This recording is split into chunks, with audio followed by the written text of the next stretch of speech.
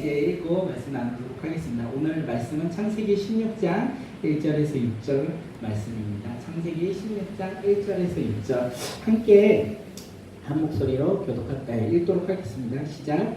아브라함이 아내 사레는 출산하지 못하였고 그에게 한 여종이 있으니 애굽 사람이요 이름은 하갈이라. 사레가 아브라함에게 이르되 여호와께서 내 출산을 허락하지 아니하였으니 원하건대 내 여종에게 들어가라. 내가 혹 그로 말미암아 자녀를 얻을까 하노라 하매 아브라함이 사레의 말을 들으니라. 아브라함의 아내 사레가 그 여종 애굽 사람 하갈을 데려다가 그 남편 아브라함에게 처음으로 준 때는 아브라함이 가나안 땅에 거주한 지 10년 후였더라. 하갈과 동침하였더니 하갈이 임신하매 그가 자기의 임신함을 알고 그의 여주인을 멸시하는지라. 사레가 아브라함에게 이르되 내가 받은 모욕은 당신이 받아야 옳도다. 내가 나의 여종을 당신의 품에 두었거늘 그가 자기의 임신함을 알고 나를 멸시하니 당신과 나 사이에 여호와께서 판단하시기를 원하노라. 아브라함이 사레에게 이르되 당신의 여종은 당신의 수종이 되리니 당신의 눈에 좋은 대로 그에게 행하라 하매 사레가 하갈을 학대하였더니 하갈이 사레 앞에서 도망하였더라. 아멘. 오늘의 말씀의 제목 행복한 가정은 교만하지 않습니다. 행복한 가정은 교만하지 않습니다 라는 주제로 함께 말씀을 전하도록 하겠습니다. 꿈꾸는 기도에 오신 모든 성도님들을 주님의 이름으로 환영하고 기도합니다. 이번 주에 2번 기도한 거 아시죠? 네, 수요일날도 기도한 거 아시죠? 날마다 기도하면서 우리 성도님들을 더욱더 사랑하려고 믿음으로 나아가려고 노력하고 있는데 함께 기도했으면 좋겠어요. 네, 저를 위해서 더욱더 많이 기도해 주시고 저 또한 여기 계신 분들을 위해서 더욱더 기도할 테니까 기도 제목 쓰시는 거 있으시잖아요. 그거 쓰셔서 헌금함에 넣어주신다면 제가 기도할 때 더욱더 쉽게 우리가 기도하고 서로 공유하며 살 수 있을 것 같습니다. 오늘도 꿈이 있는 기도에 3가지의 은혜가 있었으면 좋겠습니다. 첫째는 하나님의 인재가 가득한 예배가 되길 원해요. 오늘 이렇게 비가 많이 온다고 했는데 비가 많이 오지 않고 되게 걱정 많이 했거든요. 그리고 윤여성 전도사 집이 멀어서 저희 해경 사무가 그러더라고요. 어저께 비가 많이 오니까 오지 말라고 전해야 되는 거 아니야? 그래서 제가 말했죠. 괜찮다. 비를 뚫고 올 것이다. 하나님의 인재를 사모하기 때문에 우리가 그런 기도회가 되었으면 좋겠습니다. 하나님의 인재를 가득 사모하는 믿음의 성도들이 모여서 하나님의 인재를 사모하기 원합니다. 그리고 2번째는 유일한 구원자 예수 그리스도의 이름만이 가득하기 원합니다. 그의 이름이 무엇이라고요? 생명의 이름이고 능력의 이름이고 구원의 이름이기 때문에 우리 이 예배 가운데 우리가 정말 예수 그리스도의 이름만을 고백하는 믿음의 공동체가 되었으면 좋겠고, 마지막으로는 성령의 인재가 가득하길 원합니다. 우리가 하나님의 인재도 체험하고 예수 그리스도의 이름을 고백할 수 있는 것이 우리의 지식이나 우리의 노력이나 우리의 행위가 아니라 우리 가운데 임하시고 이 가운데 우리에게 힘주시는 그 성령으로 인하여 우리가 할 수 있다고 고백합니다. 성령의 인재가 가득한 기도회가 되었으면 좋겠습니다. 오늘 하나님이 우리에게 주신 말씀의 제목 다시 한번 읽어볼까요? 시작. 행복한 가정은 교만하지 않습니다. 네. 행복한 가정은 교만하지 않습니다. 남녀가 만나 결혼하기로 약속한다면 양가 부모님한테 인사를 하겠죠. 그리고 결혼 준비를 시작할 것입니다. 예, 결혼 준비할 때 무엇을 할까요? 스드메도 하고요, 혼수도 알아보고요, 예물도 준비해요. 그런데 요즘에 거기 하나가 더 있어요. 뭐가 있냐면 성경 예비학교 한번 가볼까? 성경 예비학교, 결혼 예비학교를 한번 가볼까? 결혼 예비학교를 통하여 우리가 결혼 생활에 대해서 미리 함께 준비했으면 좋겠다라고 해서 많이 그런 결혼 예비학교도 많이 갑니다. 세상에서나 교회에서나 결혼 예비 부부들을 위해서 교육을 되게 많이 해요. 그 가운데 이런 내용들이 있더라고요. 윌리엄 크루차라는 사람의 결혼 생활을 위한 40가지 조언 요게 있더라고요. 그래서 제가 프린트해놨거든요. 집에 가실 때 한번 보고 행복한 결혼을 위해서 40가지 조언이 있다는데 그게 무엇인지 보았으면 좋겠습니다. 다 40가지를 다 설명하기 힘드니까 몇 가지만 설명하면, 윌리엄 크루차의 행복한 결혼 생활 첫 번째가 뭐냐면 부부가 함께 신앙생활에 힘쓰라. 두 번째가 서로의 취미나 습관을 인정하고 이해하라. 세 번째가 만족과 불만을 스스럼 없이 자연스럽게 표현하라. 그래서 쭉 나열되어 있어요. 되게 좋은 내용으로 나열됐는데 저는 사실 맨 마지막이 제 마음에 많이 와닿았습니다. 40번째, 바가지를 긁지 말라. 네, 이렇게 정원이 되어 있더라고요. 다른 건 다 모르겠는데 4번은 정말 맞는 것 같아요. 그 바가지를 긁지 말라. 네. 그렇다면 윌리엄 크로차가 말한 40가지의 조언이 있는데 이 조언대로 우리가 실천하고 산다면 행복한 가정을 이룰 수 있을까요? 사실 제가 봤는데 이룰 수 없을 것 같다는 생각을 해요. 왜냐하면 우리가 아무리 노력을 한다고 해도 그건 나의 노력일 뿐인 것 같아요. 우리 같이 노력을 해도 서로의 가치관과 기준이 다르기 때문에 우리의 노력으로는 결코 행복한 결혼 생활을 할 수 없다는 생각을 제가 되게 많이 하고 있습니다. 그러면서 준비하면서 제가 생각했는데 제가 결혼할 때 어떻게 준비했나 돌아보니까 이거 결혼 예비 부부학교에 등록하고 했으면 되게 좋았겠지만 사실 시간이 없고 바쁘다는 핑계로 저도 등록은 하지 않았는데요. 강영교회 조영삼 목사님이 쓰신 결혼 설명서라는 책이 있어요. 그 책이 어떤 책이냐면 책 소개처럼 이 책인데 제가 저희 와이프 만나서 같이 이거 갖고 공부를 했습니다. 그래서 우리가 함께 준비하자. 그래서 돈을 합치는 것도 중요하지만 우리가 믿음 생활 안에서 함께 예비하고 준비해야 된다라고 해서 우리가 같이 이 책을 나누기 시작했습니다. 그래서 다 기억은 안 나요. 기억은 안 나는데 몇 가지 기억이 나는 게 뭐냐면 결혼은 결혼 대상자들만이 하는 것이 아니라 가족과 가족이 하나로 결합되는 것이다 라고 설명해요. 그동안 저는 그렇게 알았어요. 결혼은 나와 너가 만나서 좋으니까 결혼해야 된다라고 했는데 그게 아니었던 것이에요. 가족과 가족이 하나로 결합된다는 것이에요.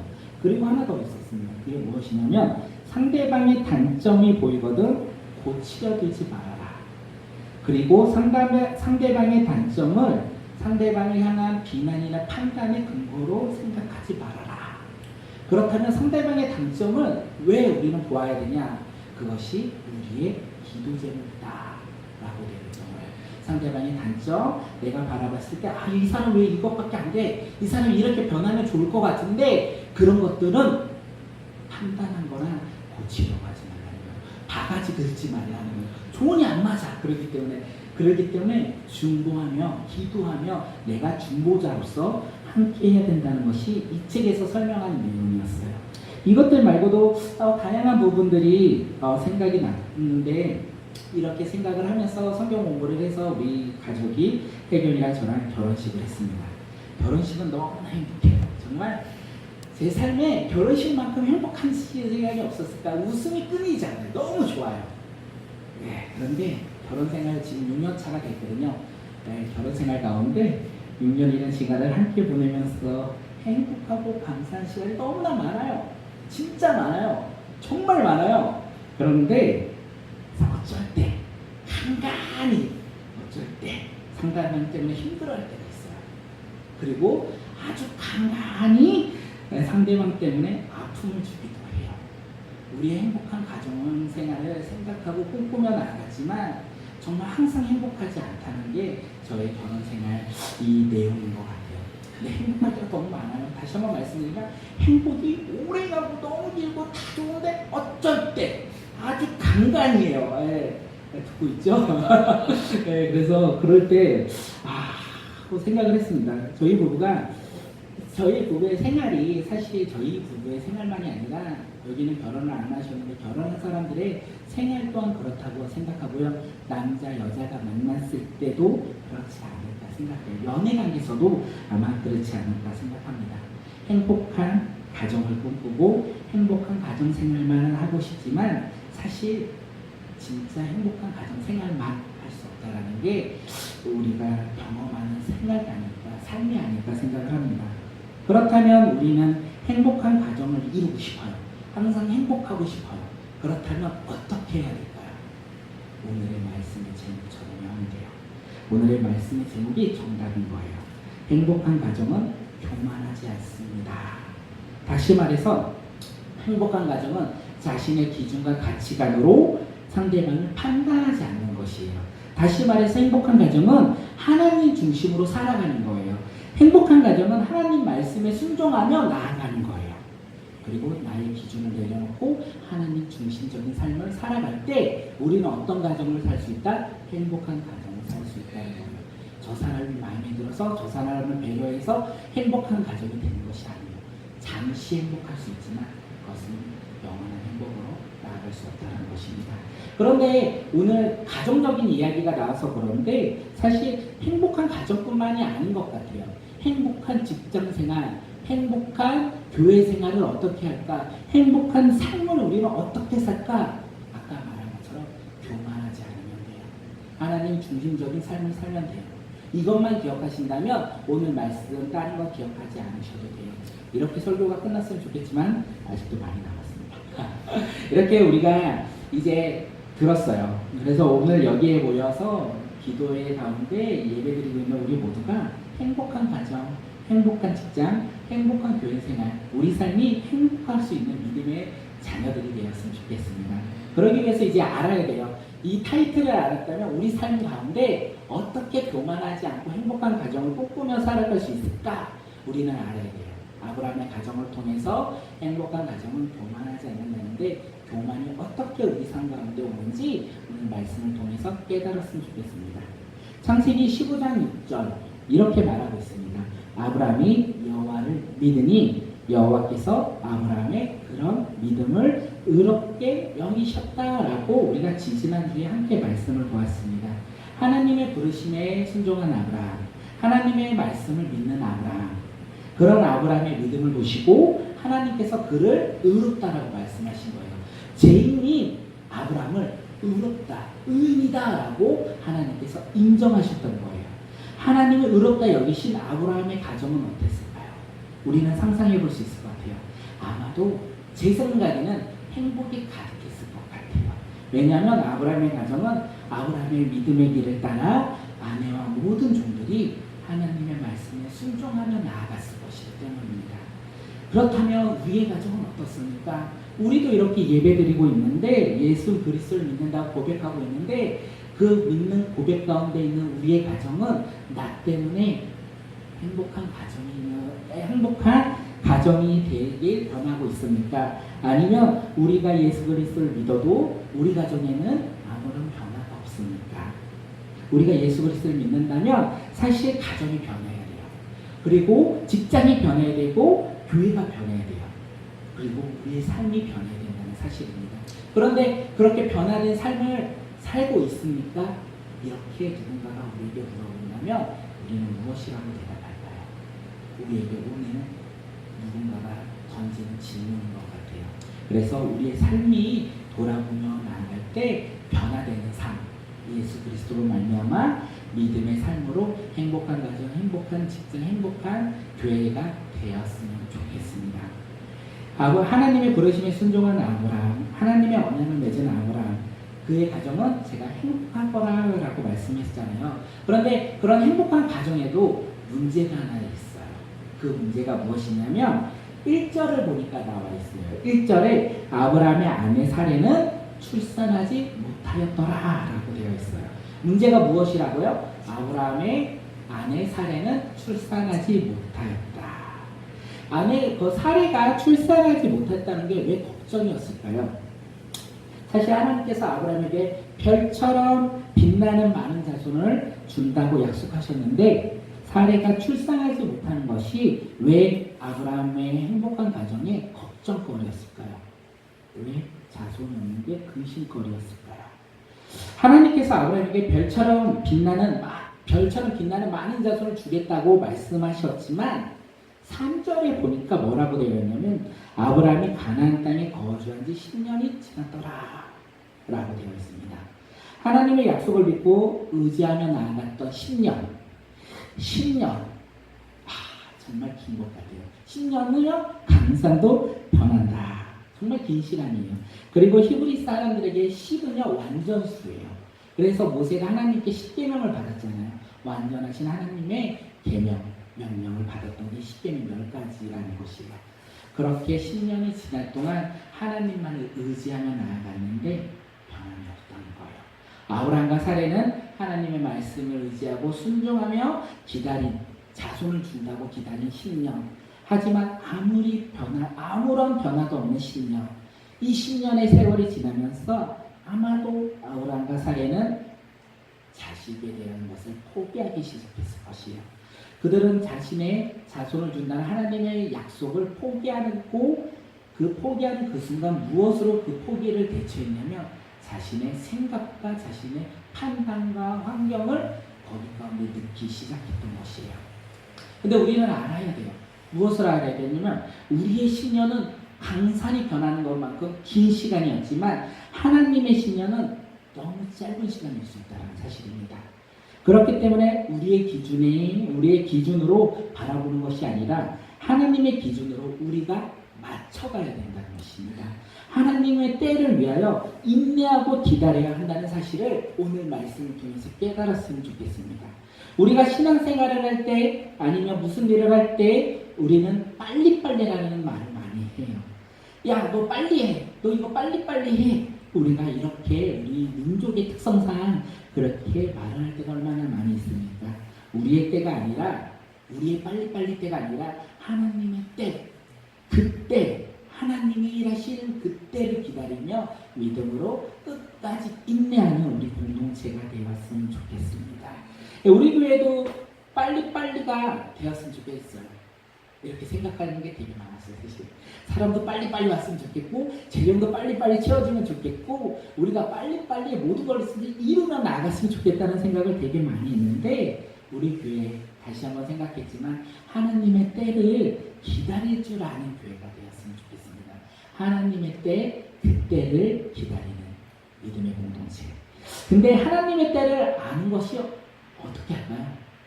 되게 하나님의 때를 너무 알고 싶은데 아브라함처럼 10년을 기다리면 될까요?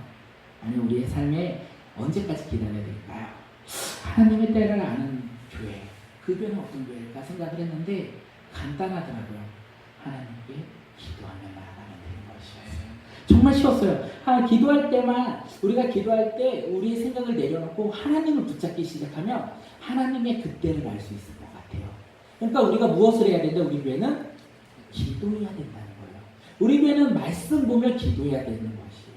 근데 우리가 지금 말씀 보며 기도하고 있으니까 우리가 하반기 신약 1독이라고 했는데 우리가 얼마만큼 성경을 보고 있습니까? 우리의 24시간 삶 가운데 하나님의 때를 기다리면서 하나님께 기도하는 시간은 과연 얼마만큼입니까? 돌아봐야 될 것 같아요. 제 자신 스스로도 돌아봐야 될 것 같아요.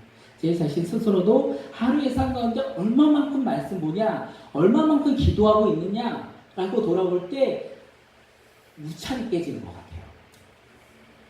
사랑의 눈이 너무 무찬이 깨지는 저의 모습을 되게 많이 보고 있습니다.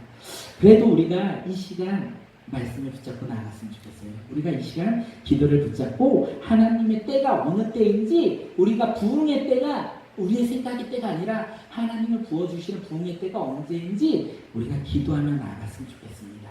그렇게 기도하며 나아갈 때 우리가 교회를 위해서 그리고 가정을 위해서 직장을 위해서 우리가 원하는 때가 아니라 하나님이 원하시는 그 때를 위해서 기도하는 우리 공동체가 되었으면 좋겠습니다.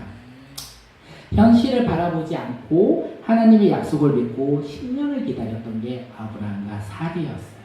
그런데 그 아브라함과 사례의 현실 가운데 사실 하나님의 약속은 아무것도 이루어지지 않았던 것이에요. 하나님의 약속처럼 별처럼 수많은 자손들이 있는 것도 아니고요. 별처럼 반짝반짝 빛나는 단 한 명의 자식도 없었다는 것이에요. 그래서 아브라함과 사례는 하나님의 약속을 의지하고 믿고 기다리고 또 기다리고 기다렸던 시간, 그 시간이 10년이었다는 것이죠. 그런데 그들에게는 이루어질 수 있는 현실이 아니었다는 것이에요. 그래서 그들은 그 현실에 대해서 이제 걱정하기 시작했던 것입니다. 자손이 없는 것. 사례가 출산하지 못한 것이 이제 현실 속의 걱정으로 다가오기 시작했던 것이에요. 하나님의 약속이 이루어질 것이라는 현실보다는 자식이 없겠다는 안다는 현실 가운데 이제 아브라함과 사례는 좌절하기 시작했고 두려워하기 시작했어요. 그래서 사례는 하나님의 말씀을 의지하기보다는 10년을 기다려보는 것도 안 되니까 하나님의 말씀을 의지하기보다는 자신의 생각과 방법을 통하여 아브라함의 아들을 낳으려고 생각했던 것이에요. 사례는 하나님의 약속을 끝까지 의지하지 못하고 자신의 생각과 방법으로 아들을 낳으려고 했던 것이에요. 그런데 사례는 왜 아들을 낳으려고 했을까요? 그것이 우리에게 또 다른 질문이 될 것 같습니다. 사례는 왜 아들을 낳으려고 했을까요? 하나님이 약속이기 때문에 아들을 낳으려고 했던 것일까요? 아니었던 것이에요. 사례가 아이를 낳고 싶은 것, 아들을 낳고 싶은 것은 그 당시가 농경사회였잖아요. 그 당시가 농경사회였기 때문에 아들은 여자의 책임이었고 의무였다는 것이었죠. 아들을 낳는 것이 여자로서의 책임과 의무였는데 아들을 낳지 못하니까 그 의무를 다하지 못하고 책임을 지지 못하였다는 것이에요. 그리고 그 의무와 책임을 지지 못하는 것에 대한 수치감이 사례에게는 아마도 많이 있지 않았을까 생각을 합니다. 그래서 사례는 생각해요. 자신이 비록 아들을 낳을 수 없지만 내가 희생하자.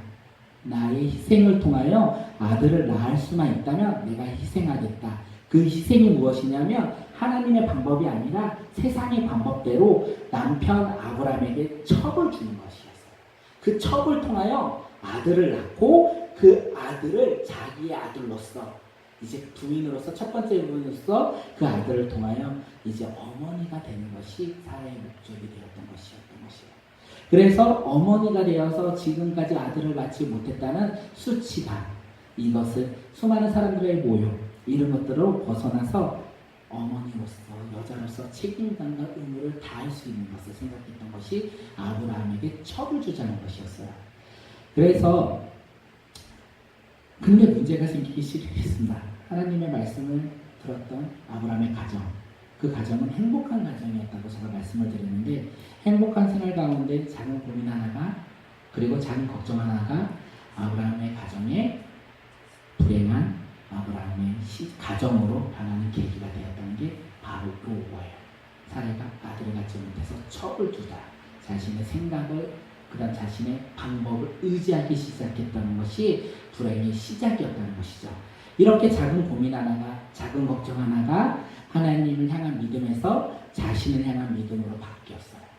그리고 이렇게 작은 고민 하나가 작은 걱정 하나가 하나님을 향한 기다림에서 자신을 향한 기다림으로 바뀌었다는 것이죠.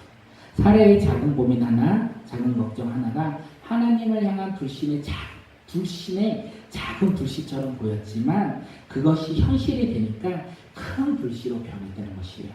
하나님을 의지했던 사례의 삶에서 자신의 생각과 자신의 의지하는 모습으로 삶이 변화됐다는 것입니다. 이것이 바로 교만이에요. 하나님의 중심적에서 자신의 중심적인 삶으로 변했다는 게 바로 교만이에요. 이 교만을 통해서 아브라함의 가정은 행복하지 않는 가정이 되었다는 것이에요. 오늘의 제목이 행복한 가정은 교만하지 않습니다 였잖아요. 사라의 교만으로 이제 아브라함의 가정은 행복하지 않는 가정이 되었다는 것입니다. 우리가 이렇게 생각해야 되는 것 같습니다. 사례는 자신의 희생을 통하여 아들을 얻을 것이라는 기쁨을 가졌을 것이에요. 하지만 자신의 생각과 다른 환경으로 변화되는 것을 나중에 체험하게 돼요. 그리고 여종 하갈 또한 자신의 사랑으로 대하는 여주인을 어느 순간 배신해요. 사례는 자신의 생각으로 아들을 얻어서 행복할 거라 생각했지만 그 아들은 어둠으로 인하여 더 많은 불행이 시작된다는 것이죠. 교만의 결과가 결국 불행으로 나아간다는 것입니다. 잠언 16장 18절 교만은 패망의 선봉이요 거만한 마음은 넘어짐의 앞잠이라 라는 것을 우리는 잊지 않았으면 좋겠습니다. 사례의 교만은 하나님을 의지하지 않고 자신의 생각으로 아들을 낳는 방법을 모색했다는 것입니다. 하나님의 약속을 듣고 있던 이제 아브라함의 이야기로 갑니다. 하나님의 약속을 듣고 있던 아브라함은 사례의 선택에 대해서 어떻게 반응했을까요? 내가 딱 아들을 낳지 못하니까 첩을 두자라고 했던 사례의 이 의견에 아브라함은 어떻게 반응했을까요? 아브라함은 사실 사례의 교만한 선택을 알았을 거예요. 왜냐하면 하나님의 말씀을 직접적으로 들었잖아요. 그런데 그는 사례의 선택이 잘못된 것을 알고 있었지만 고치지 않았어요. 반론하지 않았어요. 하나님의 뜻이 이거다라고 말하지 않았습니다. 아브라함은 아내 사례의 선택, 이 선택 즉 자신의 생각, 하나님의 말씀에 순종하지 아니하고 사례의 인간적인 방법을 함께 동조했어요. 그리고 함께 진행했어요. 이걸 우리가 어떻게 하냐면 사라의 말을 들었더라. 누가? 아브라함이 사라의 말을 들었더라. 아브라함과 사라가 아들을 낳기 위해 첩을 두은 것이 무엇일까요? 그것은 세상적인 방법과 현실적인 방법으로 아들을 두었다는 것입니다. 아까도 말했지만 그 아들이 있어야 여자로서의 책임을 다한다고 했잖아요. 그런데 첩을 둔 거예요. 또 하나님 말씀에 거역했다는 것이요. 하나님께서는 일부 일처제를 원하셨는데 여기서 일부 다처제가 된 거예요. 왜 일부 다처제를 했냐면 그 당시의 사이가 사실 일부 다처제를 해도 죄 짓는 사이가 아니었다는 것이에요. 하나님의 기준으로는 죄였지만 그 당시의 기준으로는 죄가 되지 않는 일부 다처제를 허용함으로써 아브라함은 하나님 앞에 죄를 짓기 시작합니다. 아브라함이 사례의 말을 들은 사건, 이 사건을 사실 창세기 2장, 3장에서 우리는 볼 수 있어요. 어떤 사건과 연결이 될까요? 아담의 사건과 우리가 이야기할 수 있을 것 같습니다. 창세기 2장 17절에 하나님은 아담과 선악과의 언약을 맺으며 선악과를 따먹지 말 것과 그것을 먹는 날에는 정령 죽으리라 경고하셨습니다. 그렇기 때문에 아브라함은 선악과를 무슨 일이 있어도 하나님의 말씀을 들었기 때문에 먹으면 안 된다는 거예요. 그런데 아브라함은 그의 아내가 주는 것을 받고 먹었어요. 맞죠? 그 결과 어떻게 되었을까요? 아브라함의 가정은 행복했는데, 아담의 가정은 행복했는데 하와가 선악과를 먹고 아담에게 주고 아담이 그 선악과를 먹음으로 행복한 가정이 끝났다는 거예요. 불행한 가정으로 변신했다는 것이죠. 왜냐하면 아담에게는 죽음이라는 엄청난 형벌이 기다렸고요. 에덴 동산에서 하나님과 함께하는 에덴 동산에서 쫓겨나는 결과를 가져왔다는 것입니다. 그리고 그 결과 모든 인류가 죄 가운데 빠졌다는 것이 그 불행한 가정의 모습이었다는 것입니다. 아담이 하와의 말에 따라 선악과를 먹은 것과 아브라함이 사례의 말을 들었던 것, 이 모든 것이 사실 무엇이냐면 하나님 말씀에 순종하지 아니하고 자신의 생각과 방법대로 행동한다는 것을 우리는 볼 수 있어요. 이것이 다시 무엇이다? 교만이라는 것이에요. 이 교만으로 인하여 아담의 행복한 가정이 불행한 가정이 되었고 그 아담뿐만 아니라 아브라함의 가정 또한 불행한 가정으로 변했다는 사실입니다. 신기합니다. 교만은요, 죄는요 혼자 짓지 않아요. 가정에서 교만하고 죄를 지었다면 누군가에게 전해줘요. 그리고 그 누군가는 그 교만을 듣고 그 교만을 보고 죄를 보고 판단하고 회개하는 것이 아니라 함께 동조한다는 것이에요. 이게 죄의 악순환인 거예요. 우리가 죄를 보면 제일 먼저 해야 되는 게 있어요. 회개해야 된다는 거예요. 우리가 나는 죄를 짓지 않을 거야. 나는 죄 가운데 빠지지 않아. 나는 하나님 말씀에 항상 순종하며 그 말씀에 따라가. 이것조차 교만이 될 수 있습니다. 그렇기 때문에 우리가 죄 가운데 있다면 우리는 바로바로 회개하고 그 악의 순환에서 죄의 순환에서 우리는 벗어나야 된다는 것을 잊지 않았으면 좋겠습니다. 마침내 이제 아브라함과 하갈의 동참을 했어요. 4절에 보니까 동침을 하고 사례가 원하는 것처럼 하갈이 임신해요. 그런데 여기에서 조금 풀이하면요, 아브라함은 하갈과 한두 번을 잔 것이 아니라 함께 생활을 한 사이가 되었다는 거예요. 사례를 사랑했던 아브라함이 사실 하갈을 사랑하기 시작했다는 것이죠. 그리고 그 결과 사랑하는 그 관계가 되니까 임신을 한 것이에요. 그러니까 한두 번의 동침으로 해서 아이를 낳은 것이 아니라 아브라함의 사랑이 사라에서 하갈로 옮겨졌다는 게 이 동침의 결과의 목적입니다. 사라의 교만적인 선택, 하나님의 말씀을 의지하지 않고 자신의 생각으로 결정한 아브라함과 하갈의 결혼, 이 결혼이 사실 행복한 가정에서 불행한 가정으로 옮겨진 사건이라고 볼 수 있는데 이 불행한 가정이 터진 사건이 바로 하갈의 임신이라는 거예요. 사실 이들이 원했잖아요. 아브라함과 사례가 원했던 게 임신이었잖아요. 그런데 하갈의 임신이 아브라함 가정의 왜 행복의 시작이 아니라 불행의 시작이었을까요? 그것은 하갈의 교만 때문에 그래요. 하갈의 교만이 무엇이었냐면 자신이 임신한 것을 알았어요. 그래서 행복한 것이 아니라 여주인 사례를 멸시하기 시작했어요. 다시 말하면 아까 아브라함이 누구를 사랑하기 시작했다? 하갈을 사랑하기 시작했다.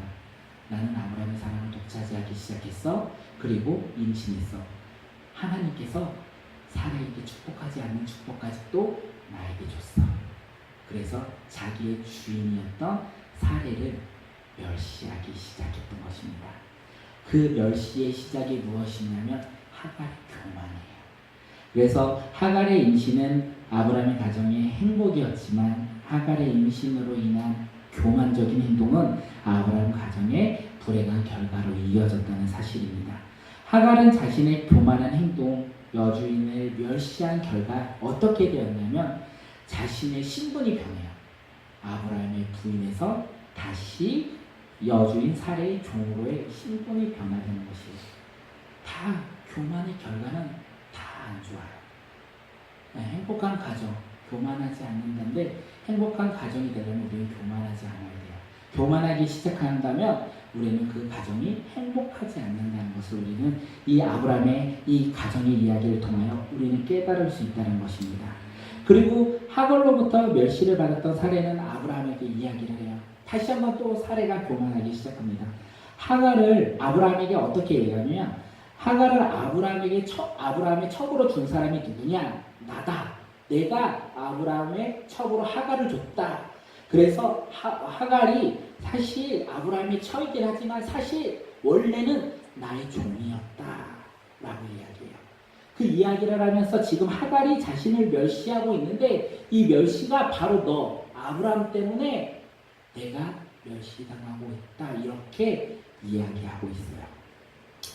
근데 우리는 알고 있죠. 하갈이 왜 아브라함의 첩이 되었는지. 아브라함이 하갈을 첩으로 둔 이유는 아브라함이 원해서 했던 것이 아니에요.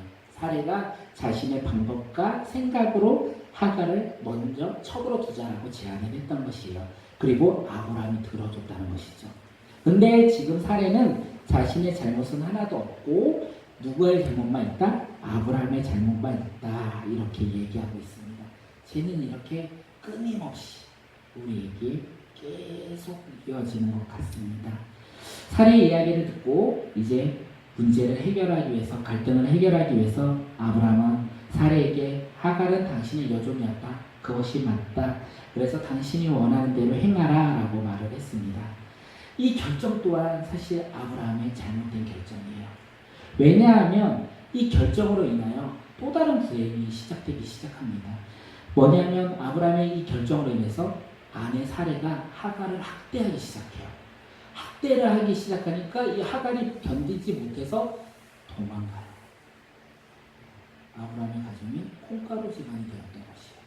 근데 이 아브라함의 가정이 불행한 가정이 된 것은 단 하나예요. 하나님의 말씀에 순종하지 아니하고 교만하기 시작하니까 사례의 교만이 아브라함의 교만으로 가고 아브라함의 교만 또한 하갈의 교만으로 가요. 그 교만의 결과가 어떻게 됐냐? 임신은 하였지만 자신들의 세상적인 방법으로 이루어졌지만 가정은 풍지박산한 것으로 우리는 말씀을 통해 깨달을 수 있습니다. 이 시간 말씀을 마치고자 해요. 우리가 행복한 가정을 원해요. 그리고 우리는 행복한 가정을 꿈꿔요. 그 행복한 가정은 서로 위로하고 서로 격려하고 서로 지킬 것을 지키며 행하는 것이 아니라 하나님 말씀에 순종해야 돼요. 우리의 직장생활 가운데 행복한 직장생활 간단해요. 하나님 말씀에 순종하면 직장생활 가운데 임할 때 우리는 행복한 가정을, 행복한 직장을, 행복한 교회 생활을 할 수 있다는 것입니다. 우리가 이 시간 기도할 때 주님 내가 행복한 가정생활, 나의 삶이 되길 원합니다 라고 기도할 때 주님의 말씀을 붙잡고 순종하는 자들이 되게 해주세요. 교만하지 아니하고 하나님 말씀에 순종하며 나아갈 때 정말 행복한 믿음의 자녀가 되게 해달라고 이 시간 기도하겠습니다. 살아계신 하나님, 이 시간 기도하며 나갑니다.